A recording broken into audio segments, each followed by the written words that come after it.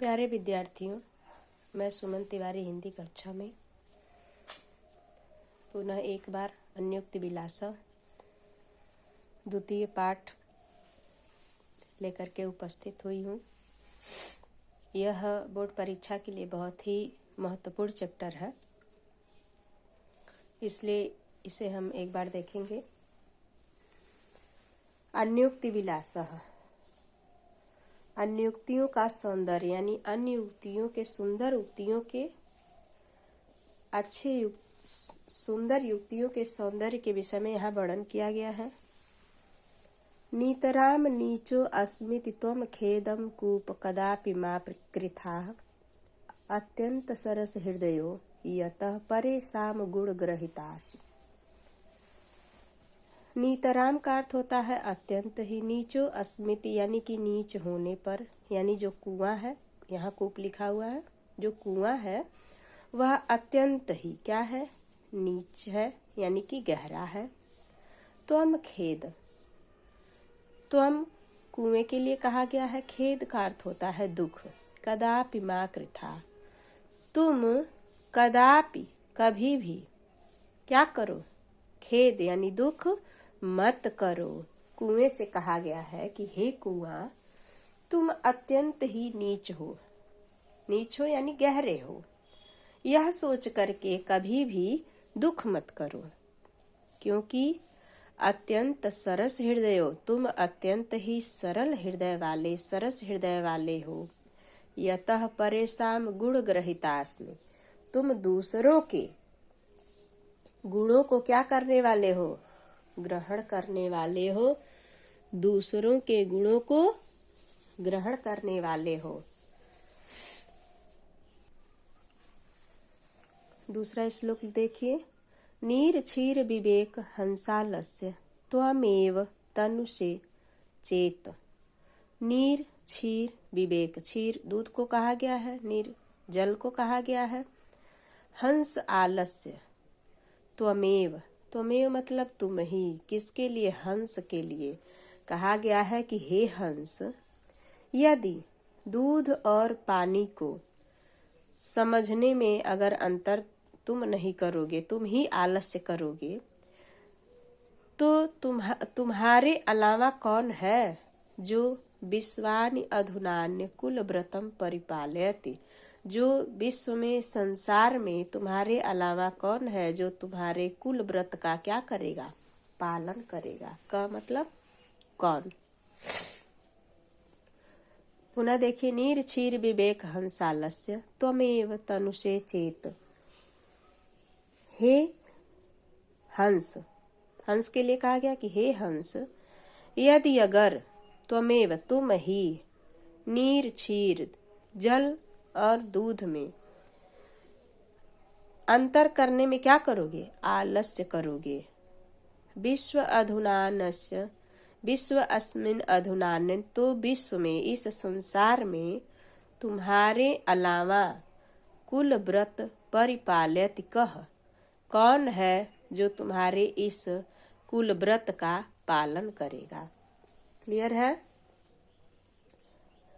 कोकिलः यापय दिवसानि तावद विरसानि करील बिटपेसु। कोकिल यानी कोयल को कहा गया है, यावद यानी कि बिताओ, दिवसानि दिनों को, तावद यानी तब तक, विरसान यानी नीरस, करील बिटपेसु कड़वे वृक्ष पर। हे कोयल, तुम अपने दिनों को तब तक बिताओ, करील यानी कड़वे वृक्ष पर। हे कोयल, तुम अपने दिनों को नीरस दिनों को उस करील के वृक्ष पर, कड़वे वृक्ष पर तब तक बिताओ जब तक कि यावल मिलंद मालह को अपि रसालम समुल्लसति, जब तक कि किसी आम के, मलिंद माला यानी आम के वृक्ष पर कोई रसाल यानी कि बौर या रसीले फल न सुशोभित हो जाए, तब तक तुम क्या करो, अपने नीरस दिनों को उसी कड़वे वृक्ष पर व्यतीत कर लो, जब तक कि, अब जैसे यहाँ एक भाव है कि बसंत ऋतु आने से पहले सारे वृक्ष के पत्ते झड़ जाते हैं, गिर जाते हैं, और इस पर कोयल की वह डाली सूनी हो जाती है। और यहाँ यह भाव लिया गया है कि तब तक जब तक नए पत्ते, नए वृक्ष या बौर उस पर ना आ जाए, बौर यानी आम में जो फूल लगता है, रसीले फूल ना आ जाए, तब तक कहा गया कोयल, हे कोयल तुम अपने दिनों को, नीरस दिनों को तब तक बिताओ जब तक कि कोई आम का रसाल यानी कोई भी आम के वृक्ष पर रसाल यानी रस वाले समूलसति यानी समूल रूप से बौर ना उत्पन्न हो जाए या रस वाले फल ना लग जाए, तब तक अपने नीरस दिनों को क्या करो, करील बिटपेसु, करीले यानी विषैले यानी दुख भरे वृक्ष पर अपने जीवन को क्या करो, बिताओ। अगला जो चौथा श्लोक है यह बार बार पूछा जाता है, और अगर इसका अर्थ ना पूछा जाएगा तो एक श्लोक तो आपको लिखने के लिए ही आता है कि अपने पाठ्य पुस्तक से कोई एक श्लोक लिखिए जो प्रश्न पत्र में न आया हो। तो हमारे प्रिय विद्यार्थियों, 2 श्लोक आप याद रखिएगा, कंठस्थ कर लीजिएगा, लिख करके, बार बार पढ़ करके, ताकि वह गलती आपसे ना हो, कि उसमें कोई भी गलती ना हो शब्दों में। चलिए देखिए चौथा देखते हैं। रे रे चातक सावधान मनसा मित्र क्षणम श्रूयात्, अम्भोदा बहवो हि सन्ति गगने सर्वे अपि नयतादृशाः, केचिद् वृष्ट आर्दयन्ति वसुधा गर्जन्ति केचिद् वृथा, यम यम पश्यति तस्य तस्य पुरतो मा ब्रूहि वचः। हे चातक, रे रे चातक यानी इस चातक पक्षी से कहा गया है कि सावधान मन से, बड़े ही शांत मन से, हे मित्र चातक पक्षी, बड़े ही सावधान मन से, क्षणम श्रूयात्, क्षण भर मेरी बातों को सुनो। अम्भोदा बहवो ही सन्ति गगने, अम्भोदा बादल को कहा गया है कि बादल बहुत ही हैं गगन में, आसमान में, सर्वे अपि नयतादृशा, किंतु सभी ऐसे नहीं होते हैं। कैसे नहीं होते हैं? केचिद वृष्टि आर्दयन्ति, कुछ तो वृष्टि यानी वर्षा करके, आर्दयन्ति मतलब भीगा यानी गीला करते हैं, वसुधा पृथ्वी को, गर्जन्ति केचिद वृथा, और कुछ बादल ऐसे होते हैं जो व्यर्थ में क्या करते हैं, गर्जन करते हैं, गरजते हैं। यम यम पश्यति तस्य तस्य पुरतो मा ब्रूहि दीन वचम, यम यम यानी जिस जिस को, पश्यत मतलब देखो, तस्य तस्य उस के सामने, माँ ब्रूहि दीन वचन मत बोलो अपने दीनता भरे वचन। क्लियर है यह लाइन? एक बार देख लीजिए। हे चातक सावधान मन से क्षण भर मेरी बातों को सुनो। अम्भोदा बहवो ही सन्ति गगने सर्वे अपि नयतादृशा, आकाश में बादल बहुत ही हैं परंतु सभी ऐसे नहीं हैं। कुछ वर्षा करके धरती को गीला करते हैं और कुछ व्यर्थ में ही गरज करके चले जाते हैं। उसी प्रकार से जिस जिस को देखो उस को अपने दीनता भरे वचन उस के सामने नहीं प्रकट करनी चाहिए, नहीं बतानी चाहिए। अब अगला श्लोक है।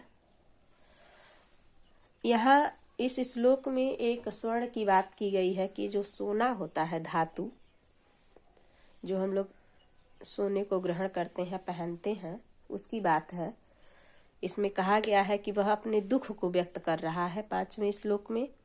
न वै ताड़नाति तापनात् वहि मध्ये, न वै विक्रियाति क्लेश मानो अहमस्मि, सुवर्णम मे मुख्य दुखम तदेकम यतो मा जना गुंजया तोलयति।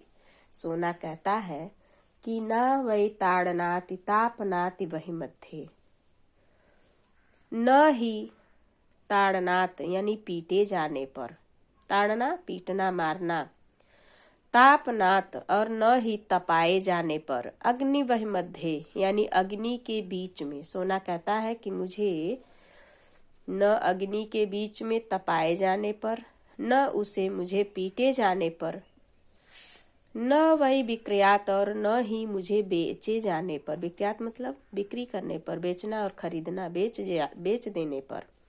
क्लेश मानो अहमसि, दुख नहीं होता है मुझे थोड़ा भी।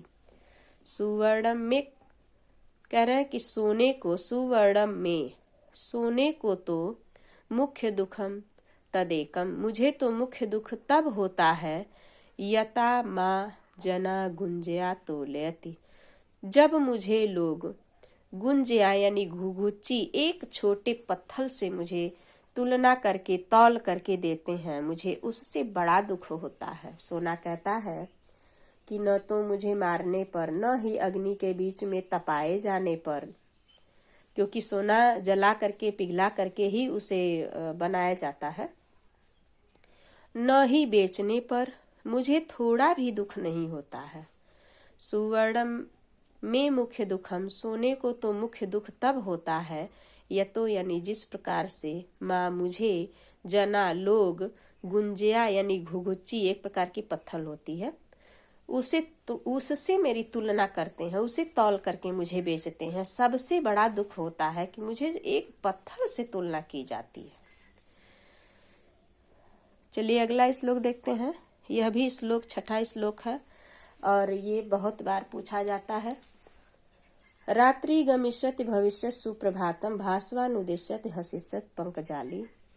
रात्रि बीत जाने पर, रात्रि बीतेगी, इसमें एक भौरा है और विचार करता है, फूलों के बीच में बंद हो गया है और विचार करता है कि रात बीतेगी और सुंदर प्रभात होगा। भास्वानुदेश्यति हसिष्यति पंकजाली, सूर्य उदय होंगे और हंसेंगे पंकज के फूल यानी कमल के फूल।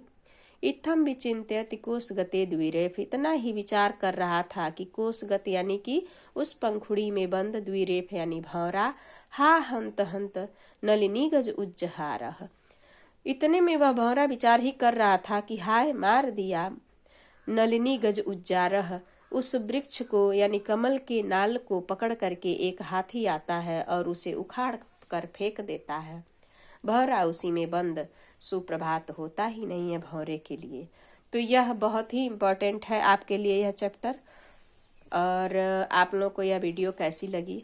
कुछ लोगों के कमेंट्स मेरे पास आते हैं, कुछ के अच्छे भी आते हैं, कुछ के बुरे भी आते हैं, लेकिन मुझे अच्छे लोगों से लेना है, बुरे लोगों से भी लेना है कि जो लोग मेरे विषय में इतना सोचते हैं, बताते हैं, अच्छी बात है। कुछ लोगों को अच्छा लगता है, कुछ लोग जानबूझ करके ऐसा करते हैं, तो ठीक है।